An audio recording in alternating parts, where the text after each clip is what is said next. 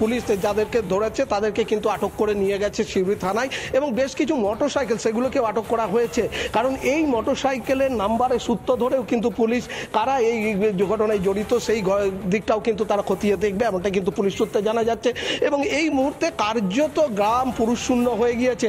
আমি আরেকটু দেখানোর চেষ্টা করব, এই বাড়িগুলো কার্যত পুরুষশূন্য হয়ে গিয়েছে। আমি একটু দেখানোর চেষ্টা করব, আমি একটু কথা বলার চেষ্টা করব, যদি কেউ থাকেন এবং সেখানে কে রয়েছেন সেটাই দেখার। এখন এই মুহূর্তে এখানে কিন্তু কেউ নেই, কাউকে দেখতে পাওয়া যাচ্ছে না, বাড়ি কার্যত ফাঁকা।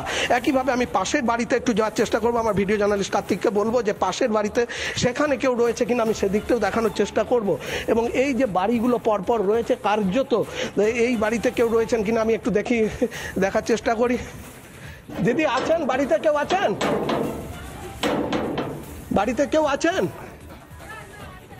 মহিলার আওয়াজ পাওয়া যাচ্ছে, কিন্তু মহিলার আওয়াজ পাওয়া যাচ্ছে কিন্তু তারা সামনে আসছেন না, অর্থাৎ বাড়ির ভেতর হয়তো দু একজন মহিলা থাকতে পারেন।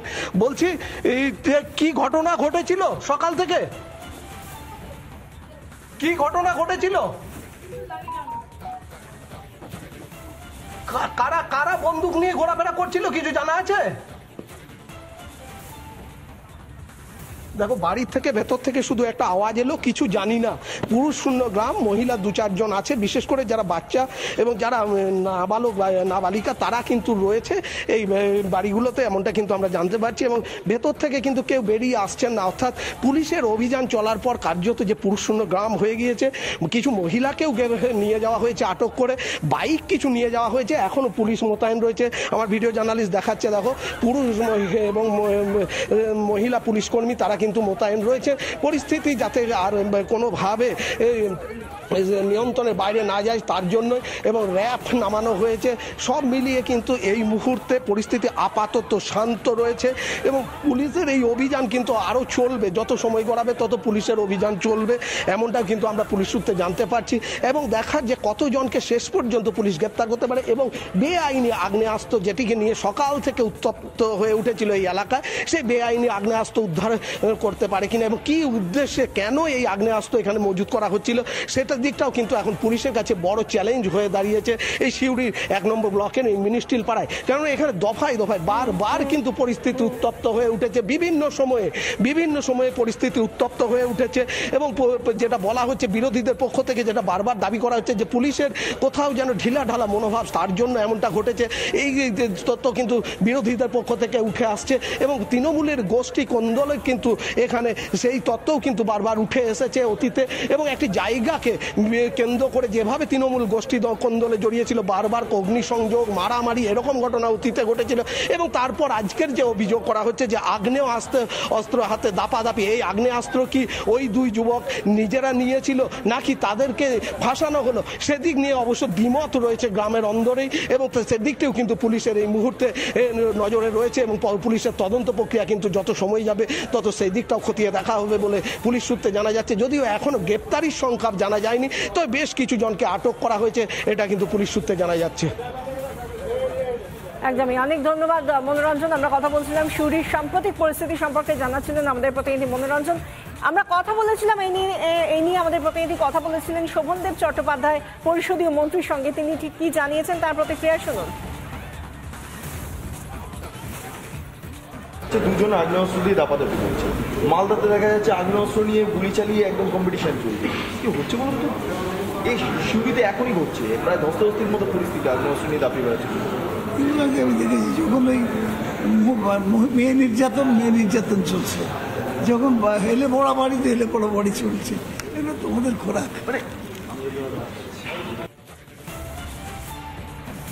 সব ক্ষেত্রেই যেরকম ভাবে তৃণমূলের নেতা মন্ত্রী যা বলে থাকেন ঠিক সেই সুরেই কথা বলছেন শোভনদেব চট্টোপাধ্যায়ও।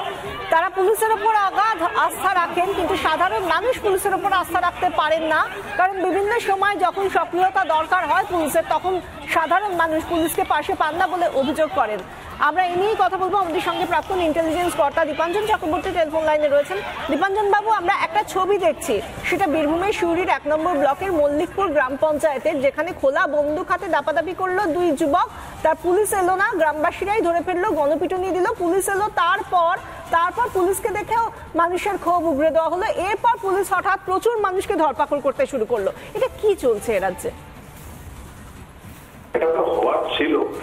যেরকম ভাবে নৈরাজ্য চলছে, আইন শৃঙ্খলা ভেঙে পড়ছে, মানুষ এখন নিজেদের হাতে আইন তুলে নিচ্ছে। এটা নিশ্চয়ই একটা ভুল, এরকম ভাবে আইন হাতে তুলে নেওয়া যায় না। কিন্তু মানুষ এখন নিরুপায়, হতাশ, সে হতাশের পুঞ্জীভূত ক্ষোভ বেরিয়ে আসছে। এটা এখন মুখ্যমন্ত্রী, স্বরাষ্ট্রমন্ত্রীকে ভাবতে হবে। আইন শৃঙ্খলা এরকম অবস্থা হলে মানুষ নিজেদের হাতে আইন তুলে নেবে বারবার। পুলিশেরও একটা অংশ সাংঘাতিক হতাশায় রয়েছে, অপরাধীদের ধরছে, তারপর রাজনৈতিক পরিচয় ছাড়িয়ে নিয়ে যাওয়া হচ্ছে। যে হতাশা বেরিয়ে আসছে, এটা ঠিক চল, পুলিশকে তো কিছুর জন্য রাখতে হবে, কিন্তু ওদেরকেও ভাবতে হবে। এরকম ভাবে চলতে পারে না কোনো রাজ্য। ধন্যবাদ দীপাঞ্জন বাবু। আমরা কথা বলছিলাম, দীপাঞ্জন চক্রবর্তী ছিলেন আমাদের সঙ্গে, প্রাক্তন ইন্টেলিজেন্স কর্তা। এবং যে ছবিটা আমরা দেখছি, কার্যত এক্ষেত্রে আইন শৃঙ্খলা পরিস্থিতি কোথায় রয়েছে তা নিয়ে সাধারণ মানুষের মধ্যে প্রশ্ন রয়েছে। বীরভূমের সিউড়ির 1 নম্বর ব্লকে যেখানে এই ঘটনা ঘটছে, সেই মল্লিকপুর গ্রাম পঞ্চায়েতের মানুষের মধ্যে ক্ষোভ রয়েছে। সাধারণ মানুষ পশ্চিমবঙ্গের, তারাও এই নিয়ে প্রশ্ন করছেন যে আজ মল্লিকপুর, না জানি কাল কোথায় কি হবে, এবং তার দায় কি আদতে পুলিশ নেবে?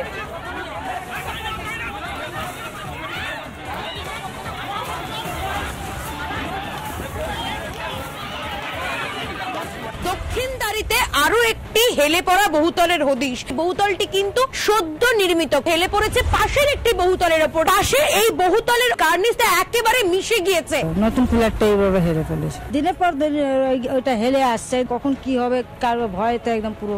তারা বলছেন প্রাণটা যদি বেঘরে চলে যায় তাহলে সেই প্রাণের দাম কে দেবে?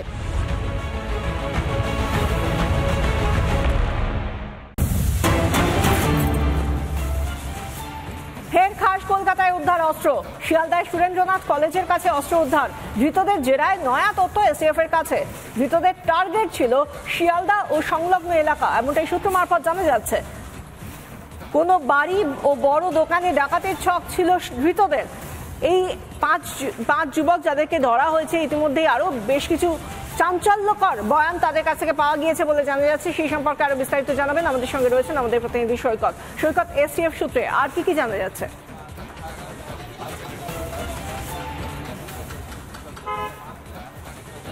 এসটিএফ সূত্রে যেটা জানা যাচ্ছে, যে 5 জনকে গ্রেপ্তার করা হচ্ছে তারা উত্তরপ্রদেশের বাসিন্দা এবং 2 থেকে 3 দিন আগে এই শহর কলকাতায় এসে ঘাঁটি গেড়েছিল। তাদের উদ্দেশ্য ছিল মূলত শিয়ালদা সংলগ্ন এলাকায় এবং অথবা শহরের একেবারে প্রাণকেন্দ্রে একটা বড় বাড়িতে, না হলে বড় দোকানে, কোনো শোরুমে ডাকাতি করা। সেই জন্যেই তারা জড়ো হয়েছিল এবং যে জায়গা থেকে তাদেরকে গ্রেপ্তার করা হয়েছে, যে জায়গায় তারা অ্যাসেম্বল হয়েছিল, সেই জায়গাটি অত্যন্ত গুরুত্বপূর্ণ বলা যায়। কোনো ধরনের পুলিশি হানা হলে তারা যাতে পালিয়ে যেতে পারে, কারণ শিয়ালদার যে জায়গা থেকে গ্রেপ্তার করা হয়েছে, এই শিয়ালদা সুরেন্দ্রনাথ ওমেন্স কলেজের সামনে থেকে গ্রেপ্তার করা হয়েছে। সেই জায়গাটা একসঙ্গে 3 দিকে যাওয়া যায়। হাওড়ার দিকে পালিয়ে যাওয়া যায়, কাছেই শিয়ালদা স্টেশন, এক ছুটে শিয়ালদা স্টেশনে যাওয়া যেতে পারে। অন্যদিকে আরেকটা রাস্তা বৈঠকখানা রোড হয়ে শিয়ালদার একেবারে অপর প্রান্তে চলে যাওয়া যায়, ভিড়ে মিশে যাওয়া যায়। অর্থাৎ সব মিলিয়ে যে জায়গাটায় তারা জড়ো হয়েছিল বা অ্যাসেম্বল হয়েছিল, সেই জায়গাটি অতি গুরুত্বপূর্ণ। এবং এই যে 5 জন যুবক যাদেরকে গ্রেপ্তার করা হয়েছে, উত্তরপ্রদেশের বাসিন্দা, এদের ক্রিমিনাল রেকর্ড রয়েছে, পাস্ট ক্রিমিনাল রেকর্ড রয়েছে, এবং কোন কোন ধরনের কেস রয়েছে এদের এগেনস্টে সেটা জানতে উত্তরপ্রদেশ পুলিশের সঙ্গে ইতিমধ্যেই কলকাতা পুলিশের এসটিএফ এর আধিকারিকরা যোগাযোগ করেছেন। আর কিছুক্ষণের মধ্যেই এই যে ব্যাংশাল কোর্ট আমার পেছনে, এই ব্যাংশাল কোর্টে অনেক ধন্যবাদ সৈকত। কথা বলছিলাম, আমাদের সঙ্গে ছিলেন প্রতিনিধি সৈকত পাল। আর কিছুক্ষণের মধ্যেই আদালতে তোলা হবে এই 5 জন দুষ্কৃতীকে। এবং এই নিয়ে স্থানীয় বাসিন্দারা, যে অঞ্চল থেকে তাদেরকে গ্রেফতার করা হয়েছে, সেখানকার স্থানীয়রা ঠিক কি বলছেন শুনুন। ক্রিমিনালগুলো বাইকে বসছিল, আচ্ছা, ওরা এসে ধরপাকড় করছিল। আমি তো ওখান থেকে অটো নিয়ে পাস করছিলাম। ট্রেন থেকে সব নামে, সব তো ট্রেন থেকে নেবে, এসব ঘটে। ট্রেন থেকে নেবে, এখান থেকে তো ডাইভেটার হয়।